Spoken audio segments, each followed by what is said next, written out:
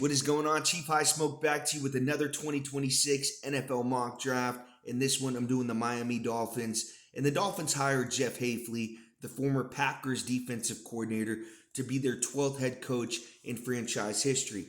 And for what it's worth, with a few exceptions, Dolphins coaches have had a pretty long history of having strong first seasons. Sparano, Gase, and McDaniel all made the playoffs in their first year. For Sparano, it was the first time in 7 seasons. For Gase, it was the first time in 8 seasons. And for McDaniel, it was the first time in 6 seasons. When he didn't make the playoffs, Saban took over a team that went 4-12 and went 9-7 the next year. In fact, the Dolphins' last non-interim head coaches, Wannstedt, Saban, Cameron, Sparano, Philbin, Gase, Flores, and McDaniel, only Cameron and Flores didn't improve the results from the previous year in year 1.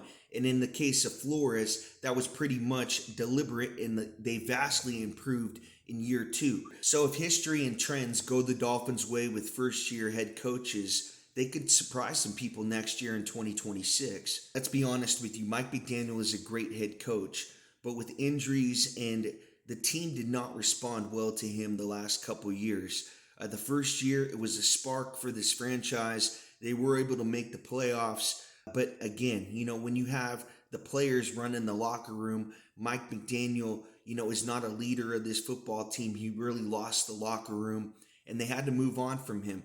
They brought in Jeff Hafley to really hold these players accountable, to strip the roster, the payroll, evaluate Quinn Ewers to see if he's the real deal, draft good quality O-linemen, defensive linemen, and tank strategically if they want to draft Arch Manning in 2027. I do think Quinn Ewers is going to be the quarterback in 2026. This team possibly could draft a quarterback in the draft coming up. If Ewers isn't the second coming of Dan Marino, continue to fill the roster out with young, talented players. And Hafley will be able to get this warm weather Miami Dolphins team to play well in cold weather games. And that's exactly why you bring a coach in from the Packers that plays in cold weather all the time to go into cold weather games like Buffalo. So in my opinion, the first year for Jeff Hafley, the floor is 2 wins, the ceiling is 7. Every rookie from last year's draft for the Dolphins started this season, and it will likely happen again next year in 2026. I wouldn't be surprised if they brought in a hefty haul of undrafted free agents to fill the gaps left by 30 free agents this offseason. Also, a lot of guys sitting on 1-year contracts for the Dolphins as well. With this much player turnover, it's going to be very hard to succeed in 2026.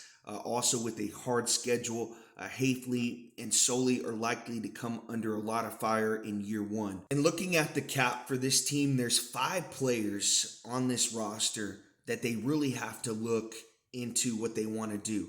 Either cut them, extend them, restructure the contracts. But I think you have to release Tyreek Hill and Bradley Chubb outright ahead of this season. That's going to save $30.2 in 2026 right away and open up an additional $43.9 million in 2027, pushing the Dolphins over $100 million in available cap space in 2027. And look, Tyreek Hill was traded by the Chiefs to the Dolphins, and it worked out for the Dolphins the first couple years. But Tyreek Hill never truly left the Chiefs. He got pulled over going to a game. That's how bad it was for Tyreek Hill. I mean, physically, he was in a Dolphins uniform, but mentally, he never left the Chiefs. Tyreek Hill never took Mike McDaniel seriously, constantly criticizing Mike McDaniel in the media. They moved on from the both of them, and they got a new regime in Miami. They're going to clean house this offseason and get rid of guys like Bradley Chubb, who they traded a first-round pick for, I believe, Tyreek Hill as well. But that still doesn't mean they don't have good pieces on this roster, like Archan or Jalen Waddle. The other 3 guys they could possibly hold on to,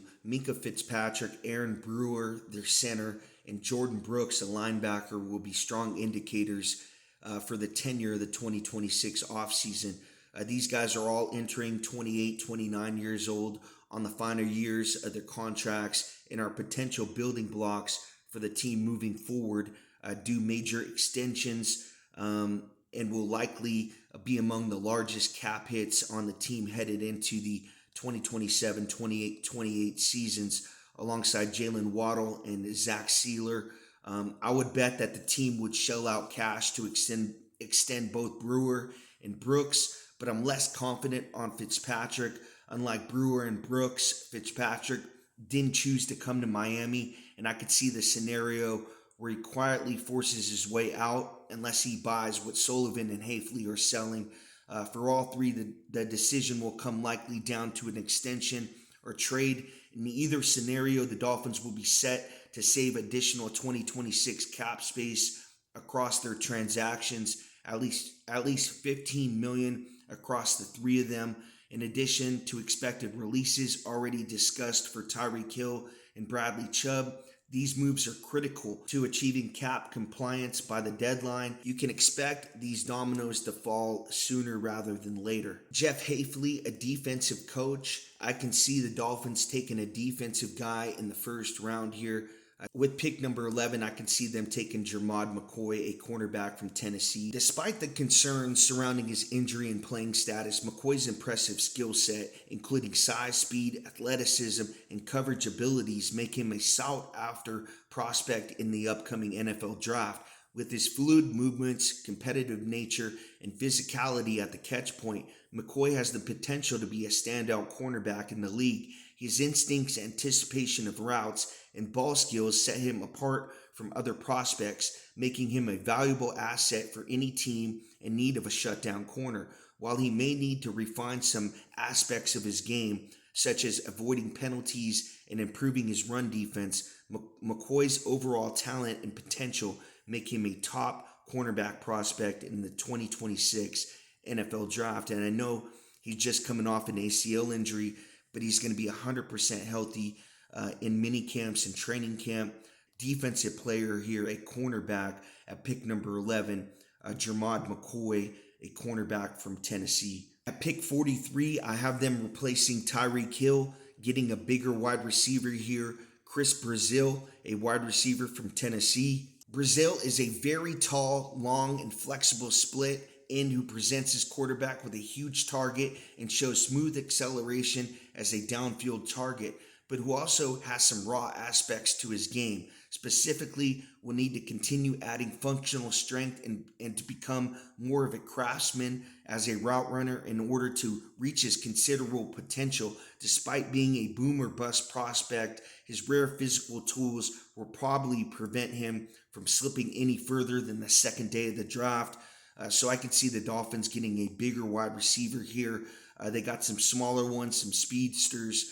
Now you get one to the outside, some back shoulders, some fades, red zone target, and Chris Brazil at pick number 43. At pick number 75, I have them replacing Austin Jackson, the right tackle, with Isaiah World, a offensive tackle from Oregon. Now, Austin Jackson has a great contract if you're looking at it, but he's not a durable offensive lineman. I mean, this guy's only played 14, 16 games in the last 4 years. So I think the Dolphins got to move on from him. They can save $9 million on the books in 2027. And it's all about getting cap space for year two for this Dolphins team in the first year head coach. And what makes Isaiah World so intriguing to me is how much untapped potential remains. The improvement shown during his transfer year at Oregon against high caliber competition indicates his development trajectory is still pointing sharply upward. His fifth year growth suggests a player who responds well to coaching and elevated competition. While he may require seasoning before taking over a starting role, World possesses the physical tools and technical foundation to develop into an above average NFL tackle by his second or third season, particularly on the right side where his pass protection skills could truly flourish. So at pick number 75, I have the Dolphins taking an offensive tackle to replace Austin Jackson, Isaiah World, the tackle from Oregon. And then at pick number 87, I have the Dolphins taking Josiah Trotter. His dad played in the NFL. A lot of people might remember he played for the Eagles, some playoff teams back in the day, family history being in the NFL. I like the Dolphins taking Josiah Trotter, a linebacker from Missouri, at this pick, at pick number 87. Pick number 90, I have them taking Brian Parker, the second, an offensive tackle from Duke. I do believe he's going to switch to guard in the NFL, more of an interior offensive lineman, could possibly play center as well, just depending on what the Dolphins want to do with him. But I have them getting some guard help, some center help at pick number 90 with their last pick in the third round. Pick 111, I have them taking Max Clare, one of the best tight ends in the draft. Sadiq is the best, but Max Clare, a lot of people consider him the second best tight end in this draft.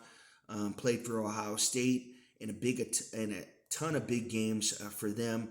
So at pick 111, I have the Dolphins getting some tight end help with Max Clare, the tight end from Ohio State. At pick 149, I have them getting some edge rush help. Anthony Lucas, an edge rusher from USC. And then at pick 227, if it doesn't work out with Quint Ewers, they could possibly start a rookie quarterback this year, Cade Klubnik, a guy that was a second-round pick in a lot of drafts, has really slipped. He didn't play well in 2025, but I think he's going to get drafted. And, the Dolphins need a quarterback. They're going to get rid of Tua. He's not going to be starting in 2026. They're going to be going with Quinn Ayers, and they need a backup plan. And I could see them drafting a guy in the later rounds. At pick 227, I have them taking Cade Klubnik, the quarterback from Clemson. And really, for me, Jeff Hafley is going to get a few years to work with this roster. I don't think it's going to be a drastic change in year one. I don't think the Dolphins are going to be making the playoffs, but the trends say they will, with all the first-year head coaches that made the playoffs for them. But Jeff Hafley is a great coach.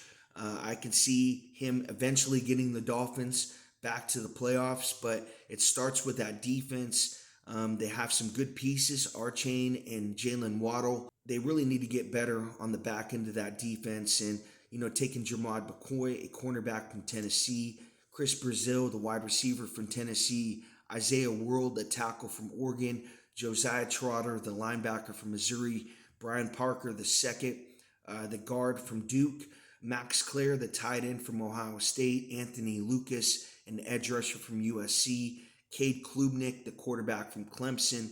I can really see them fixing this roster. And 2027 is the year that this team should be starting to turn the corner. Guys, if you can, go check out my buddy Daniel Berry Sports Highlights. Daniel does highlights on the NFL, MLB, NBA, Olympics, wrestling, hockey, any sport, you name it, he's got the highlights. That's why it's a good channel to sub to. You can't watch the games, you're with your family, you're at work. Daniel Berry Sports Highlights. That's Berry, Berri. Also does play-by-plays on games, live games that you can watch as well, on the Dodgers, Rams, Lakers. Go over there and check him out. He's got a great chat. Carmen and Angus, some great moderators if you want to go over there and talk ball. Also, check out my buddy DeCave Cast.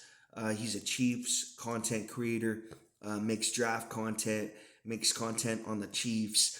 That's DeCave Cast, Cast, K-A-S-T, DeCave Cast with a K. Also, check out my buddy R&J Podcast, makes Raiders content, Fernando Mendoza content. Future is looking bright for a Raiders fan. So make sure you go over there and check out R&J Podcast. Thank you guys for watching. I appreciate it.